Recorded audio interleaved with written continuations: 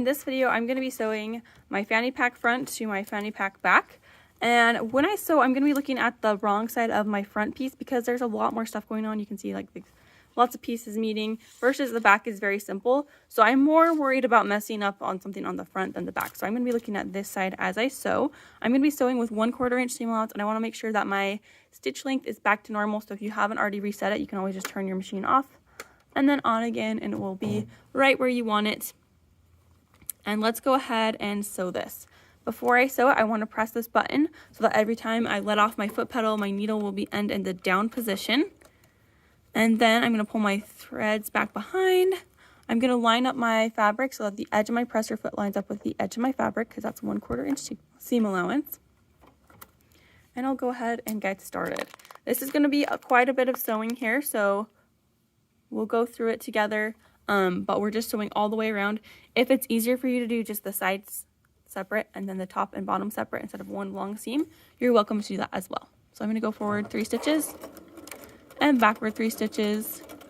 And I should be sewing right about on top of my reinforcement stitch I've already sewn here. So I'm sewing here.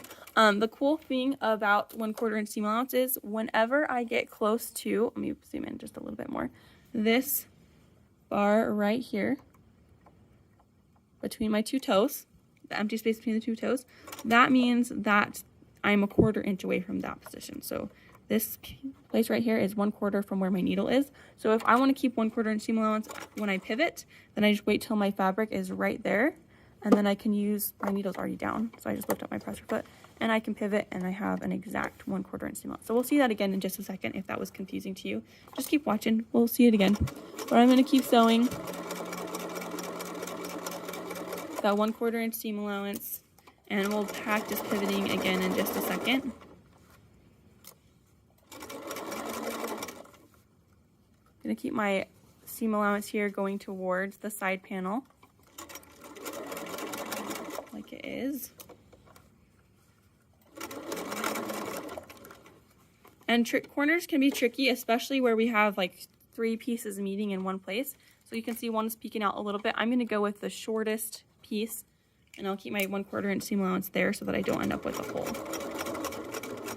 So once I get pretty close to the edge here and I feel like I'm about 1/4 inch away, I'm going to lift up my presser foot and turn my fabric, lower it again where I want it. I'll pull up my pins as I go. I'm going to get this thread out of the way. There we go. Always remember to keep your fingers off to the side. You do want to guide your fabric, but you don't want them like right here when you're sewing. So that would be really easy to sew your finger. I'm going to move this, and then I'll keep sewing.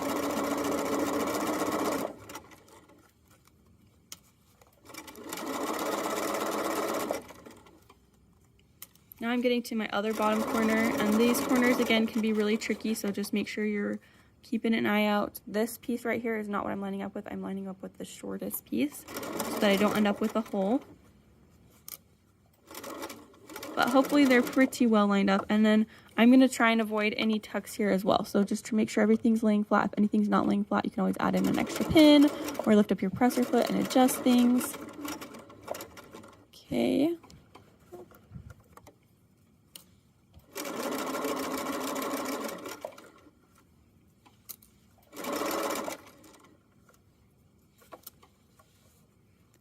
See how my edges aren't lined up here? I'm just taking my thumb underneath and sliding that under so my edges line up better. So I can get a good 1/4 inch seam allowance. And I'm going to prepare to pivot up here. Again, so this middle space between my 2 toes, that is 1/4 inch from my needle. So whatever is lined up with this little divot here, and my space between my 2 toes, so it's when it's lined up with that T, I know that that part is 1/4 inch away from my needle. So I'm going to wait till my T is at the very edge, and now that my T is at the edge, I can lift up my presser foot, turn, and I have a true 1/4 inch seam allowance ready to go. So right on top of my reinforcement stitch until I get to that T again, and once that T is in place, then I can lift up my presser foot. And this only works when your needle is down. So since I have my needle down function and like setting on my machine, it automatically is down. If not, you just turn it down with your hand wheel. And keep sewing when my foot pedal is down, or my presser foot is down. And I'll keep going along. This pin right here came out, so I'll go ahead and put it back in.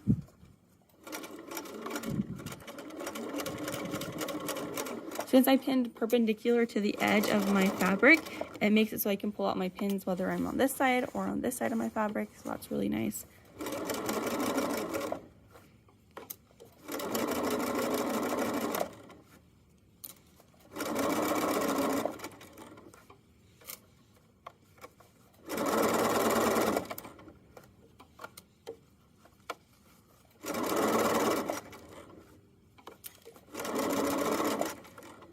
Making sure to not sew over any pins because that can break your needle and jam your machine.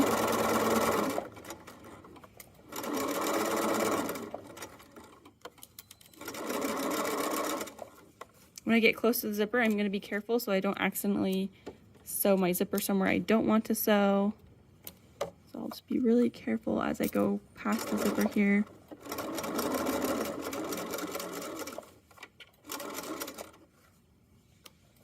And then I'm going to sew right up to the end here. I'm almost done. I can go ahead and backstitch when I get to the end. And I am going to press this button here and touch my foot pedal one time so my needle comes up. I can go ahead and trim my threads. And you can see my bag is pretty much done. Now I can like look around my edges and just make sure that there's not anything wrong. I'm gonna have to turn it inside out again, but right now I'm just turning it right side out so that I can check all of my seams that I just made and make sure I don't have any holes before I serge it, because once you serge something, it's a little bit more permanent. So I'm gonna just double check around, make sure everything looks the way I want it to. And then I'll tuck it all back in again so that I am ready to serge this. Okay, so check for any holes before you move on.